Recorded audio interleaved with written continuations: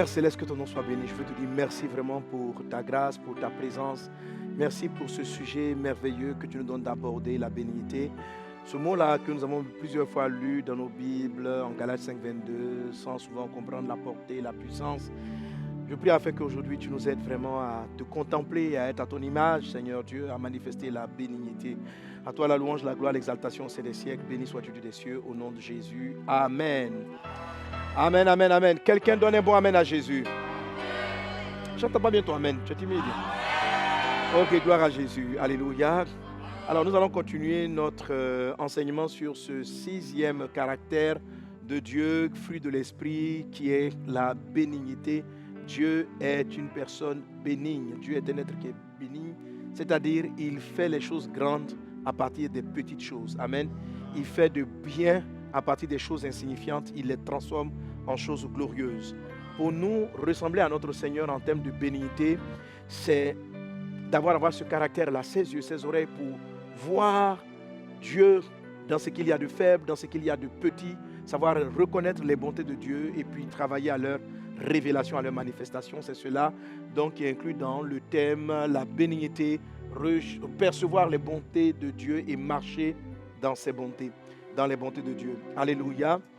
Alors je vous disais l'épisode précédent que nous allons toucher, nous allons présenter la bénignité à partir du mot, de quel mot? Contentement, le contentement. Donc le sous-thème aujourd'hui, on va introduire aujourd'hui, on va citer certains points, j'irai là où je pourrai, sur les 12 sagesses pour voir, recevoir et puis manifester les bontés de Dieu. Les 12 sagesses, autrement dit 12 sagesses pour manifester la bénignité. Amen. Alléluia. Alors, la lettre du contentement, la première lettre du contentement, c'est quoi? C'est le C qui est cœur et conscience de petit enfant. Ou bien la conscience et le cœur d'un petit enfant. Donc c'est pour la notion de conscience.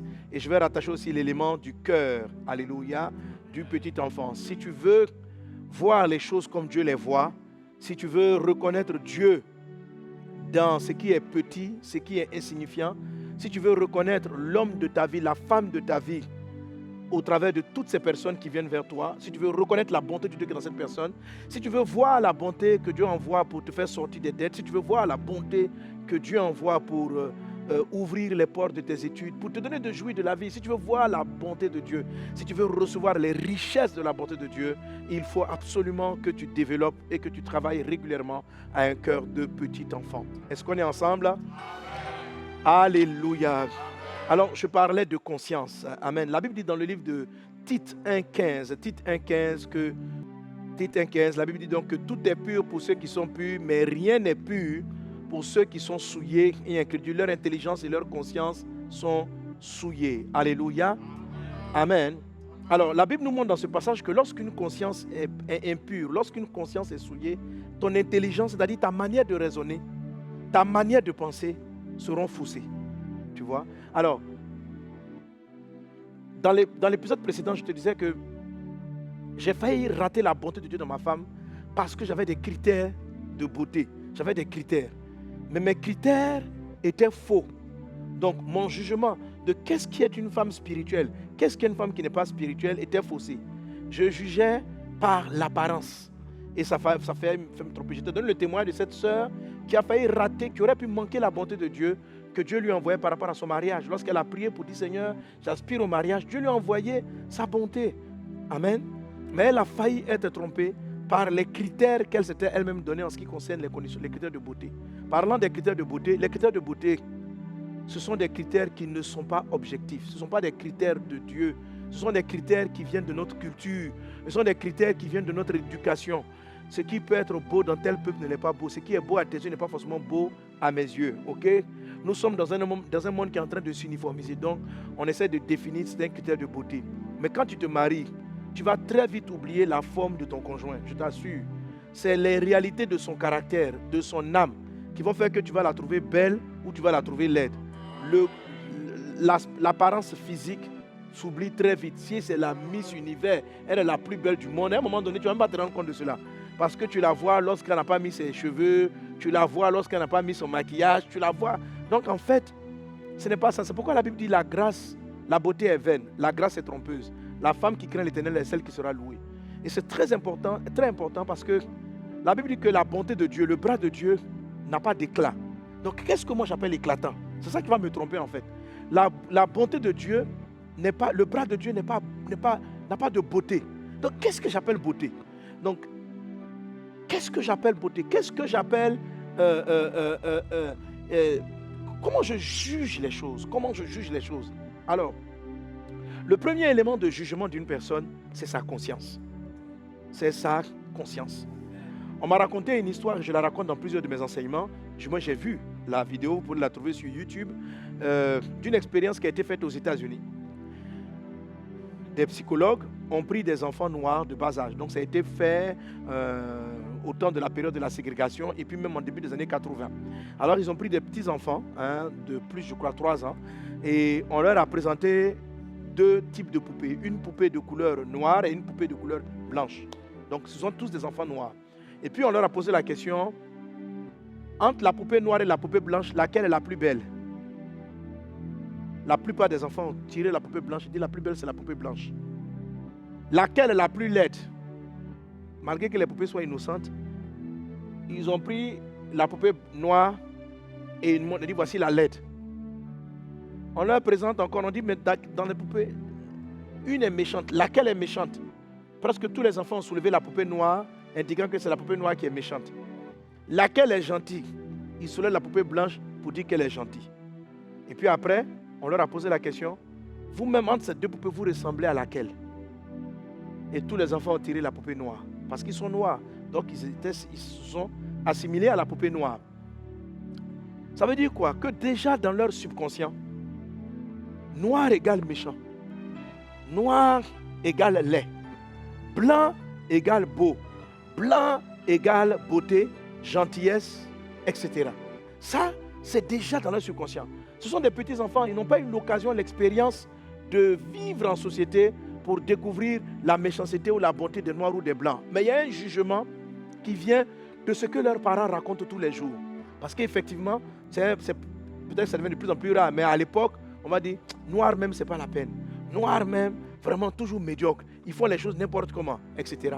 C'est ce complexe-là, par exemple, qui amène des personnes à courir après la peau blanche, à se claircir la peau. Tout simplement parce que, inconsciemment, pour eux, noir n'est pas beau, clair est beau. Noir n'est pas joli, clair est joli. Okay? Parce que clair se rapproche de la couleur blanche. On a fini par assimiler le beau, l'organiser, l'excellence dans ce qui est de la peau blanche. Et comme la plupart des Noirs évoluent dans des pays pauvres, dans des pays difficiles, on a fini par assimiler la médiocrité, le désordre à la couleur de la peau. Donc, notre jugement et notre conscience ont été souillés.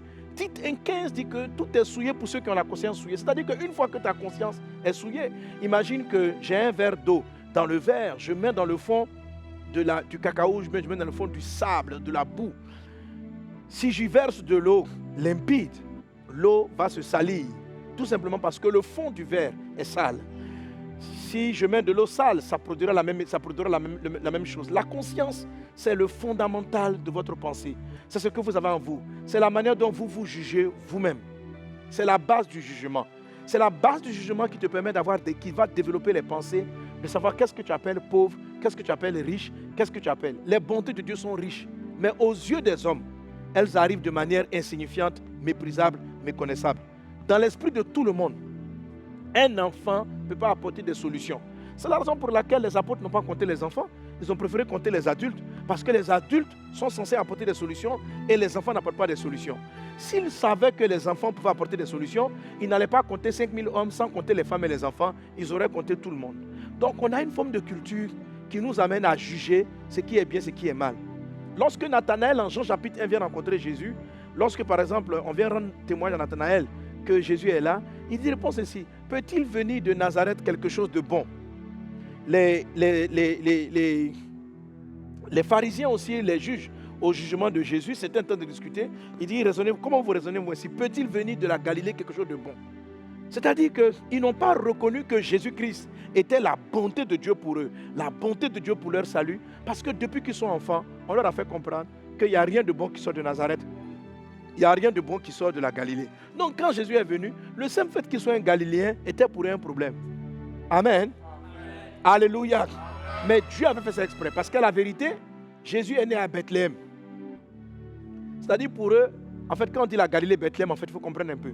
Donc, tout ce qui peut être bon doit venir de la Judée. La partie qu'on appelle la Judée, où on a Jérusalem, on a les Bethléem, que c'est là-bas les vrais prophètes sortent. Parce que les autres coins là, c'est des endroits un peu mélangés avec les païens. Ok? Mais Jésus est né à Bethléem, c'est-à-dire collé à Jérusalem. Et quand Jésus est né, à cause de la persécution de Hérode, il est parti en Égypte. Mais quand ils sont revenus, les parents n'ont pas voulu repartir à Jérusalem et ils sont partis s'installer à Nazareth. Donc, afin que s'accomplisse la prophétie selon laquelle Jésus allait être un Galiléen, un Nazirien. Ok?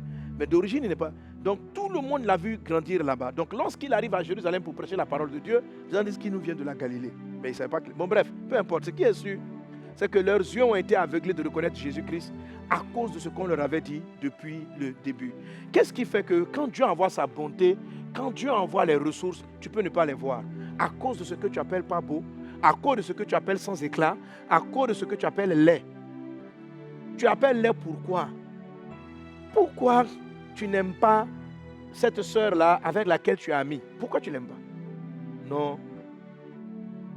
Mais elle est trop mince. Moi, j'aime les filles fortes. Mais pourquoi la fille forte ou la fille mince est ton critère de beauté? D'où ça vient? Ça vient de ta conscience ou ça vient de ton subconscient. Dans la conscience, on a deux choses. On a le subconscient, on a le conscient. Dans la conscience, CE à la fin, on a le subconscient, avec T à la fin, on a le conscient. Le conscient, c'est ce qu'on sait qu'on sait. Ok? Le subconscient, c'est ce qu'on ne sait pas qu'on sait. Amen. Amen. C'est-à-dire que ce sont des choses qui sont placées. Et le subconscient, il se bâtit dans l'enfance. Tous les deux éléments font la conscience. J'en parle vraiment dans cet ouvrage-là, profondément. Alléluia. Alors, comme ces jeunes enfants à qui on a donné, on a comparé les poupées, si la jeune fille grandit, le bébé grandit, et que demain, Dieu veut lui dire, j'envoie ton mari, il arrive avec la peau noire, déjà a priori, elle ne va pas l'aimer. Déjà a priori, elle va se dire que si je me marie avec lui, c'est par dépit. Sinon, rien de bon ne peut sortir de notre couple. Elle ne va pas avoir de rêve. Elle ne va pas avoir d'espoir. Elle va se comporter parce qu'elle va dire, c'est parce qu'aucun blanc ne me veut que je vais marier un noir. Parce que d'office, noir égale méchant. D'office, elle s'attend à ce que ce monsieur-là la trompe. D'office, elle s'attend à ce qu'il soit comme ça. Parce que sa conscience est déjà souillée. Alléluia. Si vous voulez voir les bontés de Dieu, il faut prendre le temps de nettoyer votre conscience des choses impures. Amen. Et comment la nettoyer des choses impures? La Bible dit dans le livre de 1 Pierre, puisque nous avons été régénérés par la parole vivante. Puisque vous avez été, donc c'est 1 Pierre chapitre 1 verset 23, puisque vous avez été régénérés non par une semence corruptible, mais par une semence incorruptible, par la parole vivante et permanente de Dieu. Alléluia. Alors comment est-ce qu'on nettoie la conscience qui est souillée, la conscience qui est impure, qui a un mauvais jugement? C'est par la parole permanente de Dieu. Alléluia. Si tu médites la Bible régulièrement, si tu la médites régulièrement, si tu confesses ce que Dieu dit, si tu affirmes ce que Dieu dit, si la vérité de l'évangile devient ta vérité, alléluia. Quand Dieu te dit, je te dis que tu es une belle personne, que toi-même tu l'acceptes, ça va purifier ta conscience du jugement que tu as de toi-même. Mais il ne faut pas te le dire une seule fois au culte. Il ne faut pas arriver au culte pour dire, je suis une personne merveilleuse. Non. Une seule fois, ce n'est pas suffisant pour nettoyer la conscience. Pour nettoyer la conscience, il faut se le dire permanemment. Tu seras régénéré par la parole vivante et permanente. La parole doit être permanente. C'est la permanence qui nettoie la conscience. Un peu comme le verre sale dans le fond. Si je verse l'eau limpide de la parole de Dieu, lorsque l'eau va toucher les bordures du verre, l'eau sera toujours sombre. Mais si je continue à y verser l'eau de manière permanente, la saleté qui est dans le verre va aller vers l'extérieur et l'eau à l'intérieur va devenir limpide. Alléluia. Donc, il y a une notion de permanence. C'est pourquoi le Saint-Esprit crie en nous, nous sommes enfants de Dieu. Et le Saint-Esprit crie en nous, Abba Père, Abba Père, Abba Père. C'est un cri perpétuel. Alléluia. Pour enlever les impuretés et nous appeler comme Dieu nous appelle et nous identifier comme Dieu nous identifie. Amen. Si tu marches dans un endroit et tu as un complexe d'infériorité, ça va repousser les bontés de Dieu pour toi. Quelqu'un qui est complexé, sa conscience est souillée. Ça dit quand il se voit. On lui a tellement dit qu'il était nul, on lui a tellement dit qu'il était en bas. Donc quand il marche, quand il est dans un endroit, il rase le mur. Donc le jour même, Dieu veut lui envoyer une bonté. J'ai une de mes filles comme ça. Quand tu la vois raser le mur. Et puis il y a un frère très bien de l'église qui est tombé amoureux d'elle. Il va, il la voit. Bon, elle est tellement émerveillée. Elle dit, Marie comme ça. Elle accepte. Mais elle a commencé à être hyper jalouse. Parce qu'elle s'est dit, je ne mérite pas une telle beauté. Je ne mérite pas un tel homme. Et elle était là maintenant. Elle a toujours peur qu'une fille vienne la raser. Elle a tout le temps peur parce qu'elle estime qu'elle n'est pas très belle. Et qu'il va finir par se rendre compte qu'elle-même n'est pas belle. Et il va préférer aller choisir d'autres personnes. Donc, elle a eu un comportement tellement oppressant. Quand il arrive dans la cour de l'église, il regarde à gauche, il regarde à droite. Elle est énervée. Parce qu'il va voir. Donc, quand elle ne veut pas aller le saluer avec ses amis. Parce qu'elle estime que ses copines, ses soeurs sont plus belles qu'elle. Donc, bon, ma fille, le monsieur là, il a vu toutes les fleurs de l'église. C'est toi, il a choisi. Donc, tu es une belle fille, mais comme elle-même se voit impure, elle ne se voit pas belle, elle a tellement oppressé qu'à un moment donné, le monsieur a fui. Il dit franchement, une fille jalouse comme ça, lui, il ne se voit pas en train de bâtir sa vie avec une personne aussi jalouse. Donc, vous voyez, elle a rejeté la bonté de Dieu tout simplement parce qu'elle se voyait indigne, elle se voyait impure. Donc, c'est ainsi que quelqu'un, Dieu peut lui envoyer sa bonté pour lui donner un grand travail. Mais il va refuser parce qu'il estime que lui, il ne mérite pas ça. Il n'a pas fait de hautes études. Est-ce que vous savez que toutes les personnes qui n'ont pas fait de hautes études, tellement on a dit sur la terre, quand tu n'as pas Bac plus 5, tu n'as pas Bac plus 5. Le gars, ses parents étaient pauvres, ils n'ont pas pu aller à l'école. Le jour où il a commencé à travailler, il était en première. Sa conscience va lui dire, tout ce qui peut te faire sortir, rejette-les. Parce que ce qui est beau, ce qui est bien, appartient au Bac plus 5, ça n'appartient pas au seul bachelier. Sa conscience va rejeter la bonté de Dieu. Tu dois nettoyer ta conscience. Dieu t'appelle une reine. Dieu t'appelle un roi. Et ça, c'est la vérité. Alors, pour purifier ta conscience, il faut que tu rentres en toi-même et que tu viennes devant le miroir de la parole de Dieu et tu demandes au Seigneur, comment me vois-tu? Comment est-ce que je me vois moi-même? C'est pourquoi la Bible présente la parole de Dieu comme étant un miroir. Il faut s'arrêter devant la parole de Dieu et puis regarder qu'est-ce qu'image tu as de toi. Quelle est l'image? Parce que c'est quoi la conscience? La conscience, c'est le subconscient, dans ton subconscient, le jugement que tu as de toi. Comment tu te vois? Comme ce n'est pas une pensée consciente, tu l'ignores. Tu as besoin de venir dans la présence de Dieu. Cette pensée-là, qui est dans ton subconscient, elle apparaît dans tes réactions avec les personnes. En fait, généralement, c'est ta réaction. Les personnes jalouses ont un subconscient souillé. Les personnes possessives à l'extérieur ont un subconscient souillé. Les personnes colériques ont un subconscient souillé. Les femmes que vous voyez ou bien les hommes que vous voyez qui aiment des gens qui les maltraitent, leur subconscient est souillé. C'est-à-dire que j'ai rencontré une femme qui est venue me voir. Elle est là. Je dis, mais pourquoi tu ne quittes pas la maison? Son mari, il a pris sa tête un jour, il a cassé ça sur une table. Toutes ses dents ont sauté. Il la bat. Et il est prêt de la tuer, mais elle est collée à lui. Et chaque fois les gens me disent quitte la maison, elle quitte. Mais puis elle trouve des prétextes. Mais ce sont mes enfants, à quoi des enfants? Elle est venue me dire, ma vie, c'est faux. C'est ton être qui aime. Inconsciemment, tu es devenu maso. C'est-à-dire, avoir des raisons valables de t'apitoyer sur toi-même, là, c'est comme ta raison d'être. Avoir des raisons de t'apitoyer sur toi-même. C'est-à-dire que on te frappe et puis tu vas trouver ça valable en t'apitoyant sur toi-même. Ta conscience est souillée. Elle a un problème de conscience. Du coup, elle est attachée. C'est pourquoi vous voyez souvent, les gens finissent par tuer des femmes. C'est pas que le jour où il a été violent, c'est pas le jour où il a tué. En fait, la violence s'est révélée même dans les fiançailles. Mais, voilà. Il y a d'autres aussi qui ont la conscience souillée. Je ne sais pas pourquoi. Elles oppressent les jeunes personnes que Dieu envoie parce qu'en fait, elle veut tout contrôler. Dans la vérité, ce genre de personnes vont chercher des maris, ce qu'on appelle des maris enfants. Elle dit, elle veut être la maman sur sa vie. Tu as lavé tes habits, tu as lavé aujourd'hui. Mais elle, que c'est un bébé, tu es comme ceci, tu as dormi, tu as fait tes prières, tu as fait ceci. Donc, il y a des soeurs qui sont là, elles ont une conscience souillée, mais qui est devenue une maman. C'est-à-dire, peut-être elle était la grande sœur, et puis elle prenait soin. Donc, en fait, elle ne se rend pas compte qu'elle tombe amoureuse des gens qu'elle peut contrôler comme les bébés. Voilà, il y a des soeurs qui aiment ça. C'est-à-dire qu'elles ne tombent pas amoureuses des maris, des gens qui vont les aider. Elles tombent amoureuses des gens qu'elles vont aider. Je ne sais pas si vous comprenez. Amen. Donc leur conscience va les attirer vers des personnes brisées. Leur conscience va les attirer, la conscience souillée va les attirer vers des personnes brisées parce que le subconscient veut venir sauver, veut venir aider. Mais tout ça, c'est de la souillure qui va faire que vous allez attirer les personnes qu'il ne faut pas et rejeter les personnes qui seront pour vous une bénédiction. Tu as besoin de laver ta conscience par la parole de Dieu afin de t'apprendre à juger. Ce qui fait que quand la bonté de Dieu va t'envoyer un bon travail, tu vas dire, ça je reconnais, c'est de Dieu. Quand la bonté de Dieu va t'envoyer la belle femme pour ta vie, tu la reconnaîtras. Rien de ce qui apparaîtra ne pourra cacher tes yeux. Amen. De la vérité que Dieu te donne. Alléluia.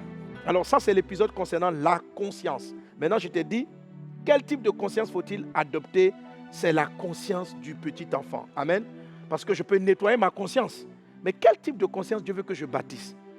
Une chose est d'arracher ce qui est mauvais. C'est ce qu'on vient de faire. Et puis une chose est de planter. Alléluia. Alors, le numéro C, la première sagesse de la bénignité, c'est la conscience. Avoir une conscience pure de petit enfant. Alléluia. Alléluia. Amen, amen, amen. Alors, Jésus dit ceci, que un jour, il a appelé un petit enfant, on se trouve en Matthieu 18, il dit ceci,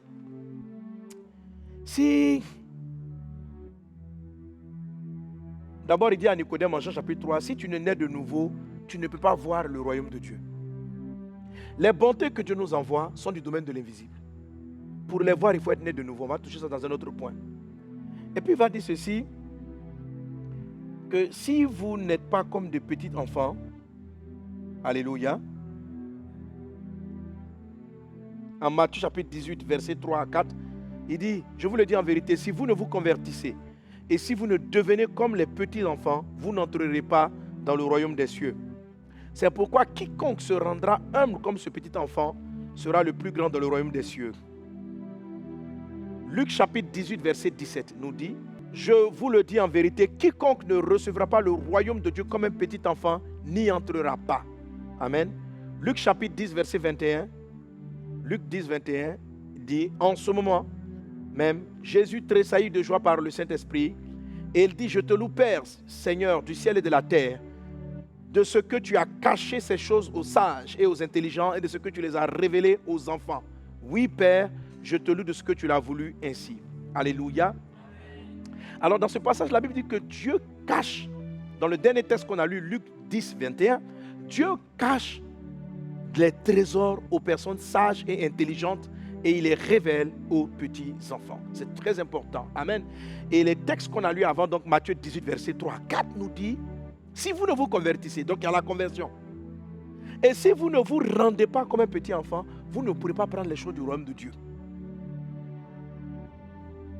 Luc 18, verset 17, Jésus dit, quiconque ne va pas recevoir le royaume de Dieu, la bonté de Dieu vient du royaume de Dieu. Jésus a dit, le royaume de Dieu est au milieu de vous. Alléluia. Le royaume de Dieu est au milieu de nous.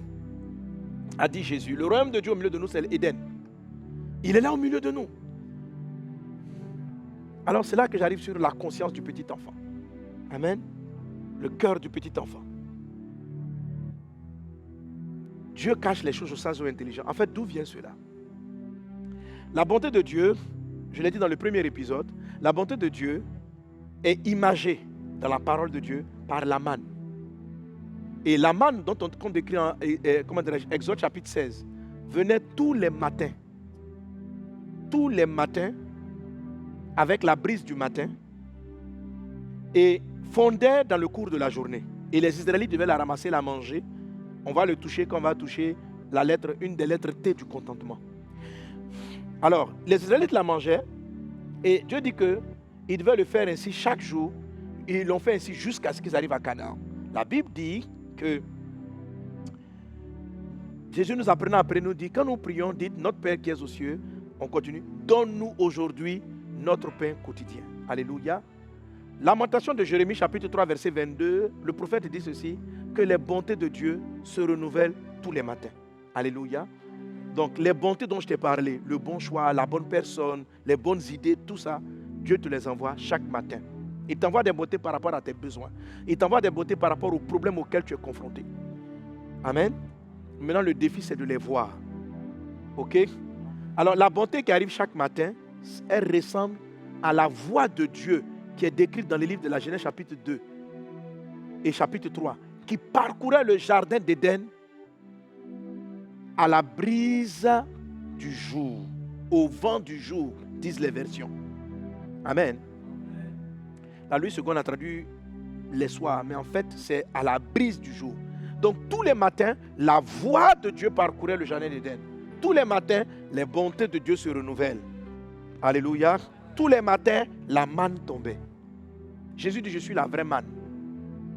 Donc, la manne, les bontés de Dieu, la voix de Dieu qui venait à Éden sont similaires. Éden n'a jamais disparu de la terre. Le jardin d'Éden est toujours sur la terre, sauf qu'il est dans une dimension invisible. Et la voix de Dieu continue de revenir dans le jardin d'Éden tous les matins.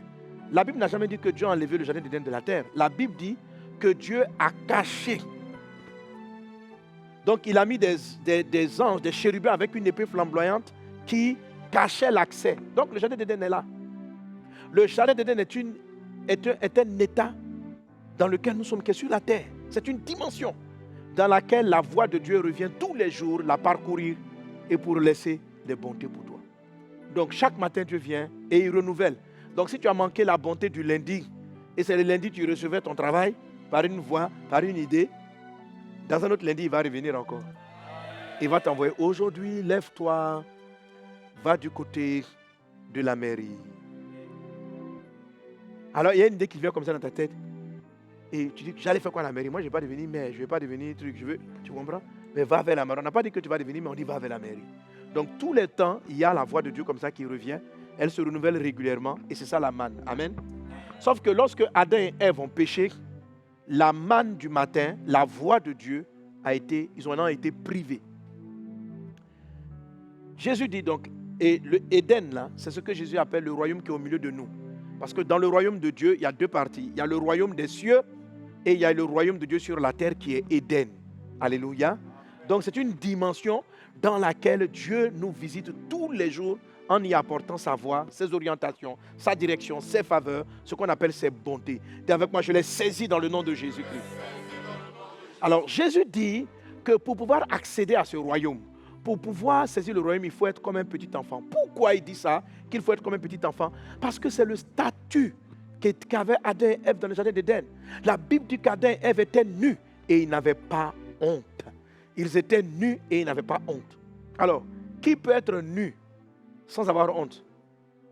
Ce sont des enfants, mais surtout des petits-enfants.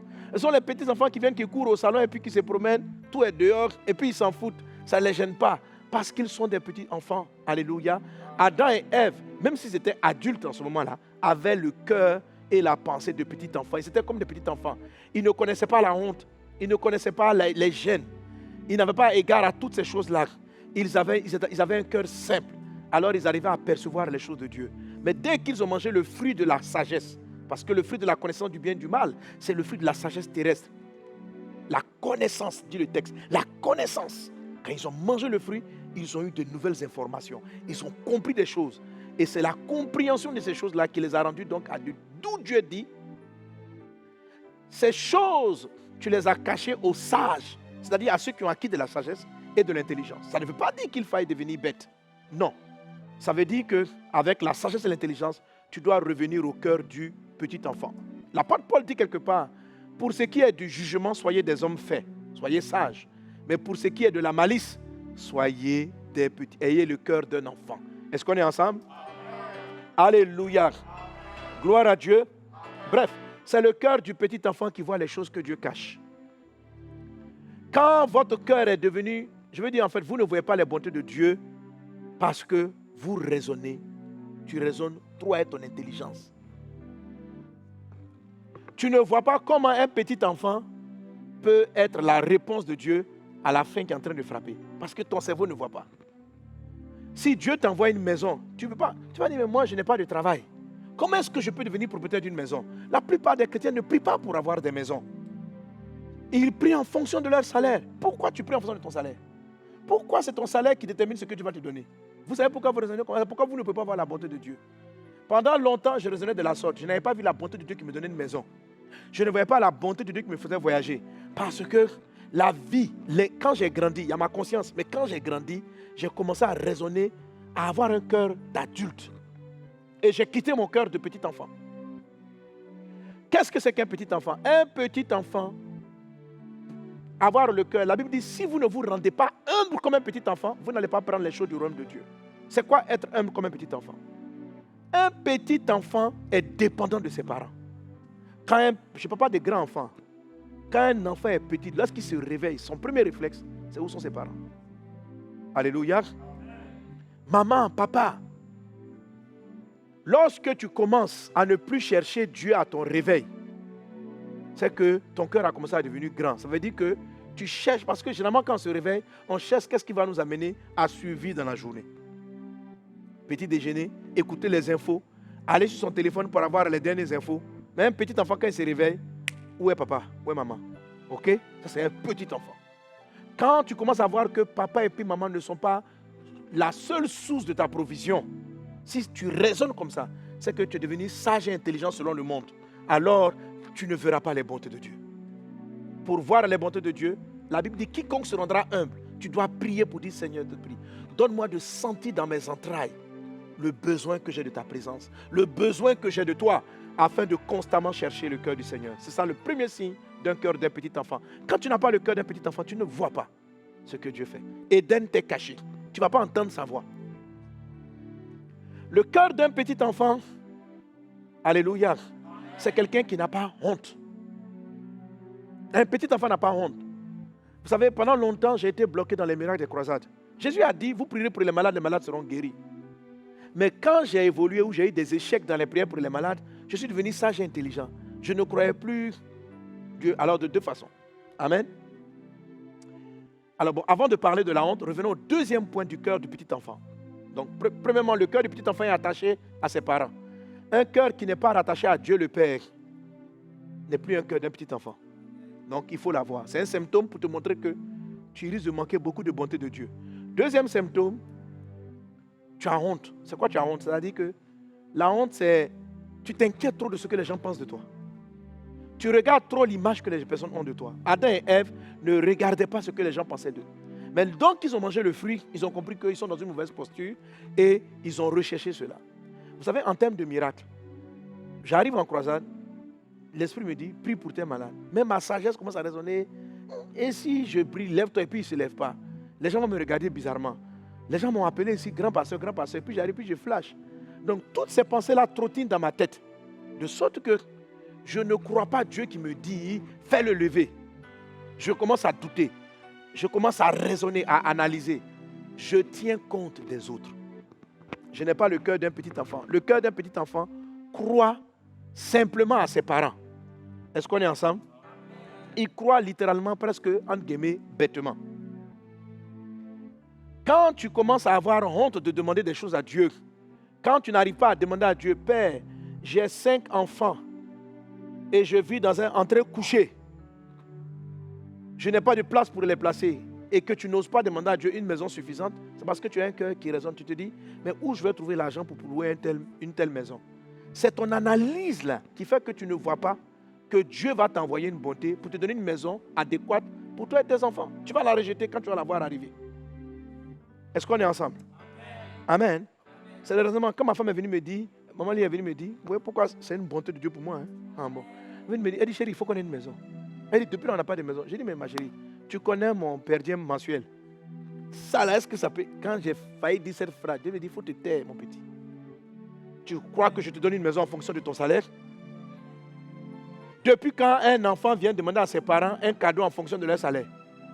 Un petit enfant, il demande à ses enfants, il dit, papa, je veux un vélo. Et puis il rêve. Il est petit enfant, mais quand toi-même tu commences à calculer à la place de ton papa. Je dis, papa, j'aurais bien voulu que tu m'achètes, mais quand je vois que la vie est difficile, la maison... C'est-à-dire que si un enfant commence à raisonner, c'est-à-dire qu'il est devenu sage. Il a mangé le fruit de la connaissance du bien et du mal. Il sait que les ressources de papa ne peuvent pas, donc il calcule comme ça. C'est cette mentalité-là qui nous amène à limiter nos demandes à Dieu. Jésus a dit, demandez-moi tout ce que vous voulez. Si tu n'arrives pas à demander à Dieu tout ce que tu veux, c'est parce que tu as perdu le cœur d'un petit enfant. Quand tu pries, en même temps tu raisonnes à comment tu vas le faire pour envoyer, comment Dieu fera pour envoyer la réponse. Et quand tu ne vois pas le chemin qu'il prendra pour te répondre, tu préfères ne même pas prier pour le sujet Et c'est ainsi que certains, ils ne demandent pas pour voir le miracle de Dieu arriver.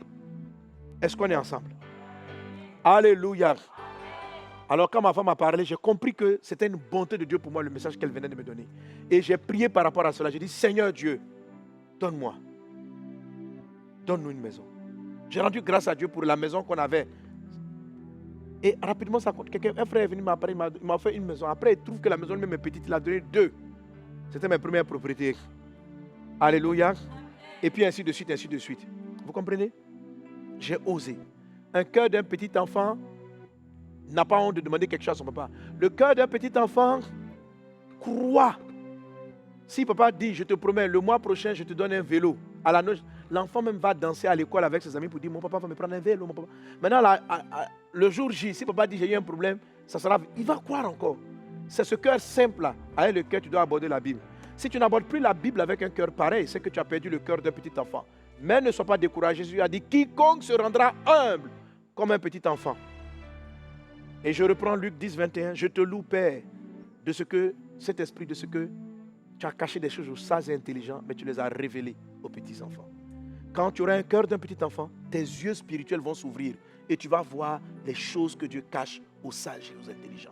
Les bontés de Dieu ne sont pas perceptibles à cause du raisonnement des personnes, à cause de la manière dont on pense, à cause des expériences qu'on a acquises, à cause de la sagesse, de l'intelligence qu'on a acquise, qui nous rendent aveugles par rapport à la simplicité.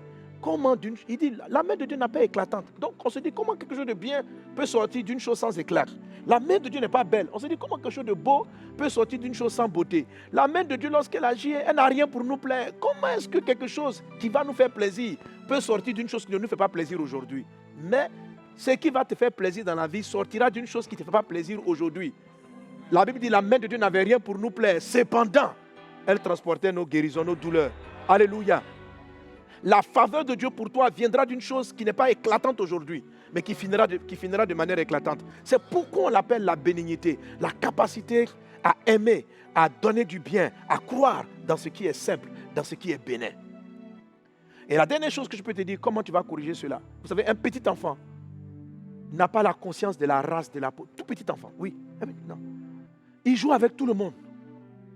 Un petit enfant ne regarde pas les cadeaux s'ils sont chers ou pas chers. Donc un petit enfant n'a pas d'a priori. Tu lui donnes un petit jouet, il joue. Tu lui donnes un gros jouet, c'est cher, oui. C'est toi qui sais que tu as acheté ça à 1 million, tu as acheté ça à 3 000 francs au petit marché. Ok? C'est quand il commence à grandir pour dire, papa, c'est quel jouet tu m'as donné là? Tu vois? Ce qui fait que le jugement d'un petit enfant est neutre. Donc il est capable d'apprécier une chose que les hommes n'appellent pas belle, lui peut dire que ça lui plaît. Une chose que les hommes... Donc en fait, il n'a pas de jugement d'a priori par rapport à ce que l'homme valorise ou dévalorise. Ce qui fait que le cœur d'un petit enfant est capable d'apprécier, selon Dieu, ce que le monde ne valorise pas. Parce qu'un petit enfant, si tu il dit je veux une voiture télécommandée, il n'a pas besoin de savoir tu as acheté ça à 50 000 francs, 1 million, c'est pas... Il va jouer, si ça s'est cassé, il va dire papa c'est cassé. Tu vois, il n'a pas de... C'est un petit enfant. Maintenant quand toi tu commences à regarder, c'est quelle voiture il m'a prise là, tu vois. Donc ce système d'évaluer les choses nous éloigne du cœur du petit enfant. Alléluia. Comment le faire? Comment le faire? Il faut le demander à Dieu constamment. Psaume 51, David dit, oh Dieu, crée en moi un cœur pur, renouvelle en moi un esprit bien disposé. Il faut prier pour le demander. Il faut demander à Dieu le cœur d'un petit enfant. Le cœur d'un petit enfant vient de l'humilité. Il faut rechercher l'humilité. C'est ainsi que tu vas valider cette première sagesse. C'est une sagesse pourquoi? Parce que c'est quelque chose que tu dois travailler volontairement. Christ a dit, quiconque s'est converti et se rendra humble. C'est-à-dire, il y a un travail sur soi-même, celui de se rendre humble. Comment je me rends humble? Par la prière. En regardant les différents critères que je viens de citer dans le dévotionnel. J'en ai cité près de 10. Okay? Des critères qui vont te permettre de reconnaître comment on a un cœur d'adulte ou on a un cœur de petit enfant. Tu es béni au nom de Jésus-Christ. Alléluia. Deuxième sagesse. Vous voyez, dans le premier C seulement, on a beaucoup de sous-sagesses qui sont inclus dans la conscience et le cœur du petit enfant. Deuxième sagesse qui va être tirée de la lettre O du contentement. Dis avec moi O. O. Alors, la lettre O va nous parler de l'œil. Dis avec moi l'œil. L'œil. Alléluia. Gloire à Dieu. Gloire à Dieu. Luc chapitre 11, verset 34. Donc nous sommes à la deuxième sagesse. Alors, la formule de la deuxième sagesse, amen, c'est choisis l'œil qui voit bien. Je reprends. Choisis l'œil qui voit bien. Encore, je vais aller plus loin. Choisis l'œil qui voit le bien. Donc, la deuxième sagesse de la bénignité, tirée du mot contentement, c'est de choisir l'œil. Ça veut dire, entre tes deux yeux, il y a un œil qui voit bien, un œil qui voit mal. Choisis l'œil qui voit le bien. Alléluia. Quelqu'un donne un bon amen. Amen. Luc chapitre 11, verset 34. La Bible dit, ton œil est la lampe de ton corps. Lorsque ton œil est en bon état, tout ton corps est éclairé. Mais lorsque ton œil est en mauvais état, tout ton corps est dans les ténèbres. Amen. On va ouvrir nos Bibles dans le livre de Jérémie chapitre 11. Jérémie chapitre 1, à partir du verset 11. La Bible dit, la parole de l'Éternel me fit adresser en ces mots. Que vois-tu, Jérémie? Je répondis, je vois une branche d'amandier. Et l'Éternel me dit, tu as bien vu, car je veille sur ma parole pour l'exécuter. Alléluia. Jérémie chapitre 1, verset 11 à 12. Amen. Alors, le passage de Luc 11, 34 m'a souvent intrigué. Je me suis posé la question de savoir, mais pourquoi Dieu dit l'œil est la lampe du corps? Pourquoi il ne dit pas les yeux sont la lampe du corps? Pourquoi il ne dit pas les deux yeux? Mais il dit l'œil, l'œil. La phrase est écrite au singulier. J'ai vu dans une version de la Bible, ils ont mis les yeux. Mais en fait, ce n'est pas les yeux, c'est du singulier. Et c'est délibérément que Dieu a utilisé le singulier ici. Alléluia. Parce qu'il se peut que les deux yeux ne voient pas de la même manière. C'est la raison pour laquelle Jésus dit, si ton œil est pour toi une occasion de chute, arrache-le. Passe tes yeux. Parce qu'il y a un œil qui peut être une occasion de chute. Alléluia. Il y a un de nos yeux. Tu as un œil qui voit mal. Celui-là, il est une pierre d'achoppement pour ta vie. Tu dois choisir l'œil qui a la qualité, qui a la bonne qualité de vue. Alors, qu'est-ce que Dieu est en train de dire là? Parce que quand je prends une bouteille comme ça que je regarde avec mes deux yeux, les deux yeux me permettent d'avoir un relief. C'est-à-dire de pouvoir positionner exactement l'endroit où est la bouteille et la forme de la bouteille. Quand je ferme un œil, même si j'ai l'impression de bien voir, je ne vois pas tout le positionnement. Je vois un aspect, un côté. Quand je ferme l'œil droit, je vois le côté gauche. Quand je ferme l'œil gauche, je vois le côté droit de la bouteille. Alléluia. Alléluia. Amen. Alors, Dieu pose la question à Jérémie, que vois-tu? Que vois-tu? Jérémie dit, je vois.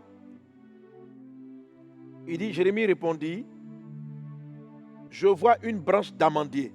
Et l'Éternel me dit, tu as bien vu. C'est-à-dire que, il aurait pu dire, tu as mal vu. Ça veut dire, il dit, tu as eu le regard qu'il fallait. Tu as bien vu, tu as eu le regard qu'il fallait. Tu as eu l'attention qu'il fallait. Et puis il dit, je veille sur ma parole pour l'exécuter. Ça veut dire quoi? Si tu vois bien, bon, ça veut dire d'abord qu'il est possible de mal voir. Donc, il y avait un objet qui était devant lui que Dieu lui montrait. Il aurait pu regarder l'objet et mal le voir, comme il aurait pu bien le voir. Mais Jérémie a choisi le bon angle de vue. Et parce qu'il a eu le bon angle de vue, Dieu lui dit, les choses que j'ai été promises vont s'exécuter. Il y a une différence entre la promesse et l'exécution. Ici, il est question de l'exécution. Il dit, tu as bien vu, je veille sur ma parole pour l'exécuter. C'est-à-dire pour déclencher le système d'application. Amen. L'angle de vue détermine l'exécution.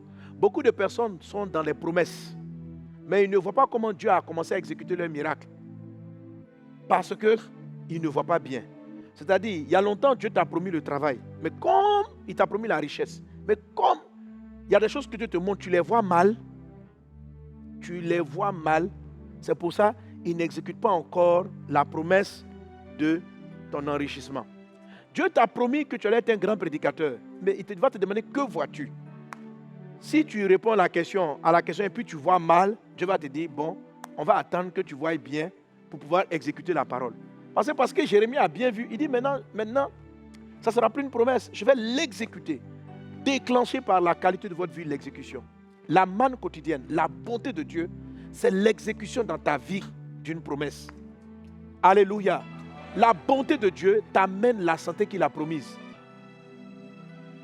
La sœur à qui il a révélé dans un songe le verre de lait dont je vous parlais précédemment. Amen.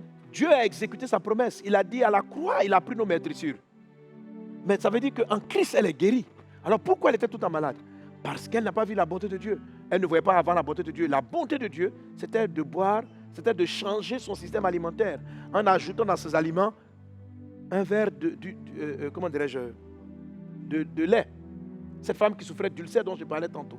Elle a été sauvée de son ulcère par un verre de lait quotidien. Alléluia. La bonté de Dieu, c'était de lui révéler ce verre de lait.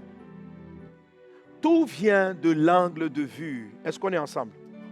Alors, alléluia. Alléluia. Alors, je vais vous montrer quelques images qui vont apparaître à l'écran et je vais vous poser la question que Dieu a posée à Jérémie. Amen. Que vois-tu? Alors, on regarde l'écran, on voit quelle est cette image. Que vois-tu? Bon, ok. Qui a vu un crâne?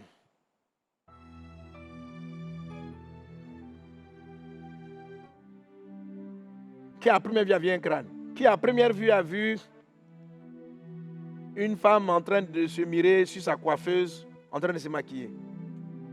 Ok, bon, je sais que ça discute, ok? Alors, dans cette image qu'on voit à l'écran, il y a deux images. Il y a l'image peut prendre la forme ou bien à la forme d'un crâne. Le crâne d'un squelette. Et si tu regardes attentivement, tu peux voir une femme devant son miroir et qui a une coiffeuse devant elle avec des produits. Les produits forment la dentition du squelette. Et la mâchoire du squelette ici est forgée, est la coiffeuse sur laquelle elle se tient. Ok? Alors, ton cerveau a vu les deux informations à la fois. Tes yeux ont vu les deux informations. L'expérience a montré que ceux qui voient le crâne en premier sont des personnes, lorsqu'elles voient un événement, elles voient le négatif avant de voir le positif. Ceux qui voient la beauté, la fille en train de se mirer, sont des personnes qui généralement sont optimistes dans les choses qu'elles voient. C'est-à-dire que c'est des personnes, un problème va venir vers elles, elles vont voir l'avantage que ça va donner et d'autres vont voir les problèmes que ça va créer. Alléluia. Que vois-tu? Amen. Que vois-tu? Alors, c'est ce genre de question que Dieu a posé à Jérémie. Et Jérémie a répondu, je vois un arbre qui a des feuilles d'amandier. Et Dieu dit, tu as bien vu, je veille sur ma parole pour l'exécuter. Alléluia. Alors, pourquoi il dit cela? Parce que les feuilles d'amandier, des recherches que j'ai faites, disent que cet arbre-là, lorsque les feuilles d'amandier paraissent sur un arbre, c'est que l'hiver est sur le point de s'arrêter. Donc l'amandier, les feuilles d'amandier sont parmi les premières feuilles qui poussent des arbres à la fin de l'hiver. Donc voir un arbre de feuilles d'amandier, c'est voir que l'hiver est prêt de s'arrêter. Donc avec la vue qu'il avait, il aurait pu voir l'hiver ou voir la feuille d'amandier. Mais Jérémie a choisi de voir la branche de feuilles d'amandier et Dieu dit, tu as bien vu, je vais maintenant exécuter ma promesse. Alléluia. Chaque chose qui arrive dans votre vie vous présente deux angles de vue. Un angle favorable ou un angle défavorable. Amen. La Bible dit que si ton œil voit la lumière, tout ton corps sera éclairé. Mais si ton œil voit les ténèbres, tout ton corps, tout ton être sera dans les ténèbres. Qu'est-ce que Dieu est en train de dire? L'œil est la lampe du corps. Ça veut dire quoi? Que l'œil est similaire à une lampe de chambre. Si la lampe de ta chambre est éteinte, tu ne pourras plus avoir accès aux trésors qui sont dans ta chambre. Si tu veux chercher un objet, tu ne pourras pas. Tu as besoin d'allumer la lumière d'abord. Mais l'œil constitue la même chose. Il y a des bonnes choses que Dieu a déposées en toi. Mais si tes yeux sont totalement obscurcis, tu ne verras pas les bonnes choses en toi. Tu ne verras pas les bontés que Dieu a déposées en toi. Tu ne verras pas la bonté que Dieu a mis dans ton bébé. Tu ne verras pas la bonté que Dieu a mis dans cet ami. Tout simplement parce que ta lampe intérieure est éteinte. L'œil est la lampe du corps. Alors pourquoi est-ce qu'il le dit au singulier? Parce que les yeux voient de différentes façons. Il y a un œil qui a vu le crâne, il y a un œil qui a vu la femme. Mais ton être intérieur a choisi, ceux qui ont vu le crâne, de voir le crâne. Et il y en a qui ont choisi. Le subconscient a fait un tri. Il a fait un tri. Il a préféré choisir le côté positif le côté du bien. La Bible dit que si un seul œil, et tu choisis de suivre l'œil qui voit la lampe, alors tout ton corps sera éclairé. Tu n'as pas besoin des 2 yeux pour voir clair. C'est pourquoi il dit encore, si ton œil est pour toi une pierre d'achoppement, arrache-le et jette-le loin de toi. Éloigne-toi de la vision du mal. Éloigne-toi de la vision de la douleur. On va regarder une deuxième image. Amen. Alors, tu vas me dire si cet homme, la silhouette que tu vois, est en train de venir ou est en train de partir. Que vois-tu? Que vois-tu? Qui voit qui vient?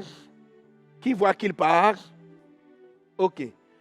Alors, si tu observes bien, tu vas voir que les 2 visions sont possibles. Si tu observes bien, décide qu'il est en train de venir, tu vas voir que la jambe qui est à ta gauche est plutôt... Si tu regardes la jambe, telle que tu es positionné, la décision se prend à partir de la jambe gauche, de la jambe qui est à ta gauche. Tu peux voir que si c'est la jambe droite du monsieur, ça veut dire qu'il est en train de venir. Si c'est la jambe gauche, ça veut dire qu'il est en train de partir. Ok? Observe bien et puis décide qu'il soit en train de venir ou pas. Alors l'expérience a montré que les personnes qui voient cette personne en train de venir vers elle sont des personnes qui voient ce que la vie leur apporte comme avantage.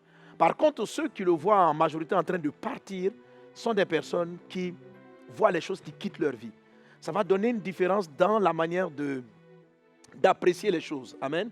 Alors, quelqu'un va voir qu'il est en train, avec les années, d'acquérir de l'expérience. Et un autre va voir qu'il est en train de perdre la vie, qu'il va vers la vieillesse. Donc, les gens qui voient la personne en train de partir, plus les années avancent, plus elles s'angoissent de ne pas avoir eu. Elles voient les choses qui partent. Tandis que ceux qui le voient venir ont une tendance à voir les années, même les échecs, comme des opportunités, parce que l'échec leur a appris quelque chose. Ils voient ce que la vie leur apporte et non ce qu'ils perdent. Ça va faire la différence dans l'investissement. Et ça fait la différence dans l'angle de vue. Alléluia. Donc je peux voir une même chose. Je peux voir la bonté de Dieu. Qu'est-ce que Dieu me donne? Ou je peux voir ce que je suis en train de perdre. L'œil est la lampe du corps. Si tu prends l'angle de vue qui voit le monsieur en train de partir, ton corps entier sera dans les ténèbres. Tu vas commencer à être triste, malheureux. Je te montre ce passage dans le livre de Job. Comment voir ici? Je vais le prendre dans le dévotionnel. Job 17, verset 7. Job 17, verset 7. Il est dit dans Job 17, verset 7. Ok, non, pardon. C'est l'enseignement du jour numéro 1. Hein, là où je parle du contentement. Job 17, verset 7. Il a dit quoi? Mon œil est obscurci par la douleur. Tous mes membres sont comme une ombre. Mon œil est obscurci par la douleur. Alors, qu'est-ce qui fait qu'un œil est malade? Ce sont les douleurs. Ok? La Bible dit que si ton œil est dans les ténèbres, tout ton corps sera dans les ténèbres. Qu'est-ce qu'il peut faire? Les douleurs. C'est pourquoi Jérémie dit ceci, pour voir les bontés de Dieu. Il dit, les bontés de l'Éternel ne sont pas épuisées. Ses compassions ne sont pas à leur terme. Elles se renouvellent chaque matin. Mais au préalable, depuis le verset 19, Jérémie dit, quand je pense à l'absinthe et au poison, mon âme est abattue au-dedans de moi. Mais voilà ce que je vais repasser dans mon cœur, ce qui me donnera de l'espérance. Les bontés de l'Éternel ne sont pas épuisées, ses compassions ne sont pas à leur terme. C'est-à-dire que, malgré qu'il a un œil qui voit la douleur, la souffrance, Jérémie avait compris que s'il restait en train de passer pour voir, il a perdu son papa, il a perdu sa maman, il a perdu ceci, il a perdu cela, ce qu'il considérait, ce qu'il voyait, va obscurcir tes yeux et va te mettre tout sombre dans la vie. Alléluia. Mais si tu vois que, papa est parti, c'est vrai, mais maintenant ça veut dire que Dieu me fait confiance pour prendre en charge ce qu'il ne pouvait pas, pour remplacer ce qu'il avait. C'est-à-dire que tu peux voir même un décès.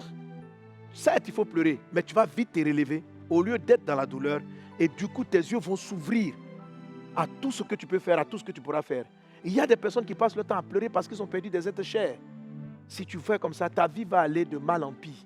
Si tu veux que ta vie aille de bien en bien, choisis l'œil qui voit le futur, les choses opportunes et non les choses inopportunes.